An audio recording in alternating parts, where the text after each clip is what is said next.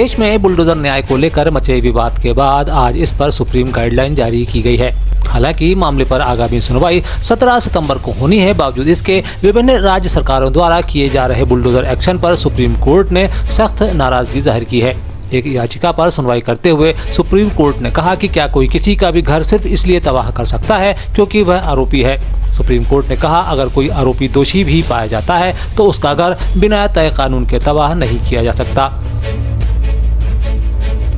Supreme Court has taken a strong view with regard to the pan India, what is happening after filing of the FIR and the next day they are demolishing the house.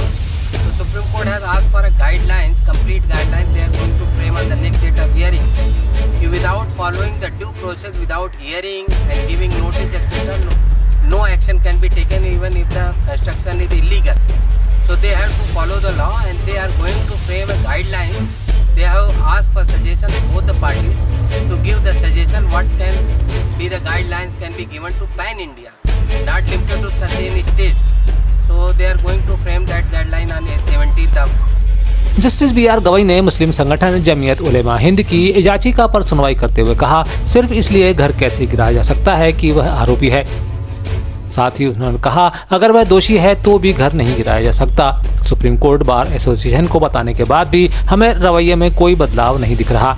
याचिका पर सुनवाई कर रही पीठ में शामिल justice KV Viswanathan ने कहा कि किसी को भी कमियों का फायदा नहीं उठाना चाहिए। पिता का बेटा अड़ियल या आज्ञा ना मानने वाला हो सकता है, लेकिन अगर इस आधार पर घर गिराया जाता है तो यह तरीका नहीं है। प्रधानमंत्री नरेंद्र मोदी ने आज भारतीय जनता पार्टी के राष्ट्रीय सदस्यता अभियान का शुभारंभ किया। इस मौके पर केंद्रीय गृह मंत्री अमित शाह, भाजपा के राष्ट्रीय अध्यक्ष JP नड्डा और रक्षा मंत्री राजनाथ सिंह भी मौजूद रहे। कार्यक्रम में साथ ही हरदीप सिंह पुरी, पीयूष गोयल, अश्विनी वैष्णव, शिवराज सिंह चौहान समेत कई केंद्रीय मंत्री, नेता और कार्यकर्ता मंच पर मौजूद थे। इस मौके पर नड्डा ने कहा कि आपका जोश यह देखकर भारत की जनता का प्रधानमंत्री मोदी के प्रति प्यार और कितना है, उत्साह से मैं भर जाता हूं। साथ ही उन्होंने कहा कि मैं विश्वास के साथ कह सकता हूं कि इस बार का सदस्यता अभियान 10 करोड़ का आंकड़ा पार करेगा।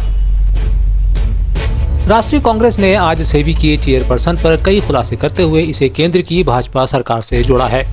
एक प्रेस कॉन्फ्रेंस के दौरान संवाददाताओं से बातचीत करते हुए पवन खेड़ा एक के बाद एक कई खुलासे करते हैं और सेबी की चेयरपर्सन माधवी पुरी बुझ पर एक पोस्ट पर रहते हुए कई संस्थाओं से वेतन लेने का आरोप लगाते हैं। इस दौरान पवन खेड़ा आरोप लगाते हैं कि यह सीधे सीधे सेबी के सेक्शन 54 का उल्लंघन है, इसलिए उन्हें अपने पद से इस्तीफा दे देना चाहिए। सेबी की चेयरपर्सन को ये दोष महानुभाव आपके सामने है। अपॉइंटमेंट्स कमिटी ऑफ कैबिनेट, प्रधानमंत्री और हमारे देश के गृह मंत्री श्री अमित शाह, ये पहली इरेगुलरिटी, ये पहला गैर कानूनी काम। आप सब तनख्वाह लेते हैं, मुझे लगता है एक ही जगह से लेते होंगे। कांग्रेस पार्टी से तो बिल्कुल नहीं लेते हैं, हम जानते हैं नहीं लेते। लेकिन सेबी की चेयरपर्सन जब वो मेंबर थी, होल टाइम मेंबर थी, 2017 से 2024 के बीच में रेगुलर इनकम ICICI बैंक से ले रही थी 16 करोड़ 80 लाख। और इसको 3 अलग अलग भागों में हमने आपको दिखाया कि तनख्वाह ले रही थी। आप सेबी की होल टाइम मेंबर हैं, आप ICICI से तनख्वाह क्यों ले रही थी, हम ये जानना चाहते।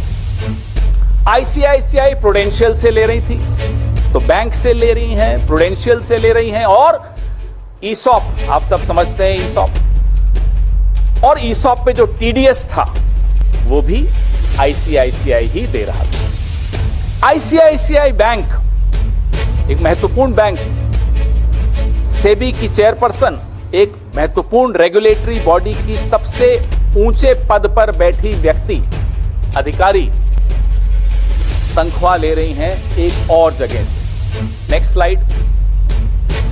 ये सीधे सीधे सेक्शन 54, सेक्शन 54 ऑफ सेबी, जो एम्प्लॉइज सर्विस रेगुलेशन 2001, मैं इसका एनेक्सर आपको दिखाऊंगा, उसका वायलेशन है।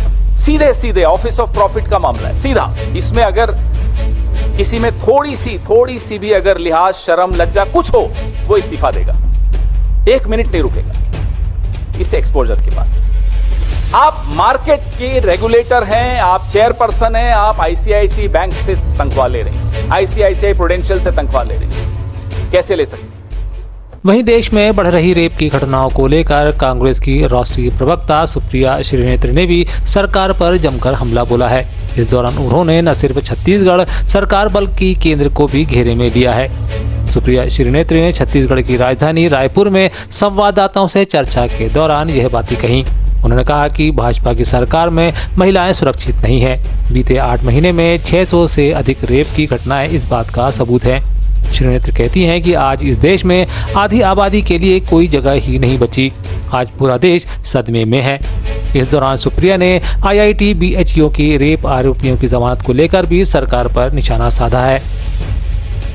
वे कहती हैं कि देश में इस तरह की कलंकित घटनाएं होती हैं, लेकिन सरकार दुराचारी को बचाने में लग जाती है। ऐसा प्रतीत तो नहीं होता है, क्योंकि चाहे दिल्ली हो, चाहे उत्तर प्रदेश हो, चाहे बिहार हो, चाहे मध्य प्रदेश हो, चाहे छत्तीसगढ़ हो, संरक्षण हमेशा आरोपी को मिलता है। पुलिस और प्रशासन हर बार आरोपी को बचाने की कोशिश करते हुए पाए जाते हैं। उत्पीड़ित पीड़ित महिला को दर दर भटकना पड़ता है। और अब न्याय के लिए ये एक नया चलन है, आंदोलन करना पड़ेगा तो आपकी FIR लॉन्च होगी उन्नाव में, और उस पर तब तक कार्रवाई नहीं हुई जब तक कोर्ट ने इंटरवीन करके नहीं कहा क्या तमाशा कर रहे हैं, आदमी को गिरफ्तार तो करिए। पिछले 9 महीने में छत्तीसगढ़ में 600 से ज्यादा जघन्य बलात्कार के मामले सामने आए हैं। 3000 से ज्यादा आपराधिक गतिविधियां हुई हैं महिलाओं के खिलाफ। सारा देश आक्रोशित है, सारा देश आंदोलित है, लेकिन IIT BHU के जो बीजेपी के कार्यकर्ता गैंग रेप के आरोपी थे, उनमें से 2 को बेल मिल जाती है, और जब वो घर आते हैं तो ऐसा स्वागत होता है मानो आजादी की लड़ाई लड़कर आए हों। प्रदेश अध्यक्ष एवं सांसद BD शर्मा ने आज से शुरू की जा रही भाजपा सदस्यता अभियान को लेकर मीडिया से चर्चा की है। इस दौरान उन्होंने बताया कि नवीन सदस्यता हेतु 8800002024 पर मिस्ड कॉल एवं बारकोड नमो ऐप तथा वेबसाइट के माध्यम से भाजपा का प्राथमिक सदस्य बना जा सकता है। जिन माध्यमों से भारतीय जनता पार्टी का संगठन का पर्व सदस्यता का अभियान प्रारंभ होगा, वो मिस कॉल नंबर 8800002024 की शुरुआत पहला मिस कॉल माननीय प्रधानमंत्री जी के द्वारा माननीय राष्ट्रीय अध्यक्ष की उपस्थिति में होगा, और इसके आधार पर हम QR कोड के माध्यम से भी सदस्यता करेंगे। नमो ऐप के माध्यम से भारतीय जनता पार्टी का ऑफिशियल वेबसाइट, उसके माध्यम से भी हम सदस्यता करेंगे, और साथ में ही जहां पर नेटवर्क नहीं है वहां प्रत्यक्ष सदस्यता के फॉर्म A के माध्यम से हम भारतीय जनता पार्टी के इस महापर्व में सदस्यता के अभियान में आज से इसकी शुरुआत होगी।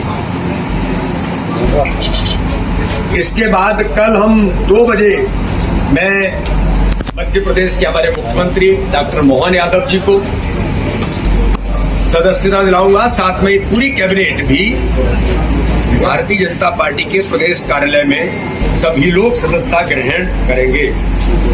दलित अत्याचार को लेकर एक बार फिर मध्य प्रदेश सरकार की कार्यशैली पर सवाल उठाए जा रहे हैं। कांग्रेस अब पूरी तरह भाजपा पर हमलावर है। यह तब हुआ जब सोमवार को एक के बाद एक 2 मामले सोशल मीडिया पर वायरल हुए। ऐसे में यह कहा जा रहा है जब कानून के रखवाले ही दलितों का दुश्मन बन जाएगा, तब दलितों की हिफाजत की जिम्मेदारी आखिर किसकी होगी। अब इसी विचारधारा के साथ मध्य प्रदेश की कांग्रेस ने मोर्चा खोल दिया है। मामला कटने के बाद अब मुरैना पुलिस पर दलित युवक की हत्या के आरोप को लेकर है, जहां दलित युवक ने न सिर्फ हत्या कर दी जाती है बल्कि उसके परिजनों से पैसों की मांग भी की जाने की बात कही जा रही है। बताया यह भी जाता है कि 4 दिन से मुरैना पुलिस की हिफाजत में बालकृष्ण जाटव की मौत हो जाती है, जिसे लेकर परिवार ने मुरैना पुलिस पर 4 लाख रुपए की मांग का आरोप भी लगाया है। जबकि दूसरा मामला सिंगरौली का है, जहां एक गरीब और दलित किसान पर दबंगों द्वारा ट्रैक्टर चढ़ा दिया गया, वह भी केवल इसलिए क्योंकि वह अपनी फसल की हिफाजत कर रहा था। बताया तो यह भी जा रहा है कि आरोपी पार्टी से जुड़े हुए हैं। कहा तो यह भी जा रहा है कि वे इस इलाके में सालों से अवैध उत्खनन करते रहे हैं। मामले पर मध्य प्रदेश के एक नेता कमलेश्वर पटेल ने प्रतिक्रिया देते हुए कहा कि शासन प्रशासन आरोपियों को बचाने में लगा हुआ है। साथ ही उन्होंने मांग की है कि यदि शीघ्र ही दोषियों पर हत्या का मुकदमा दर्ज नहीं किया गया या बड़ी कार्रवाई नहीं की गई तब पीड़ित परिवार को न्याय नहीं दिलाया गया तो जन आंदोलन होगा।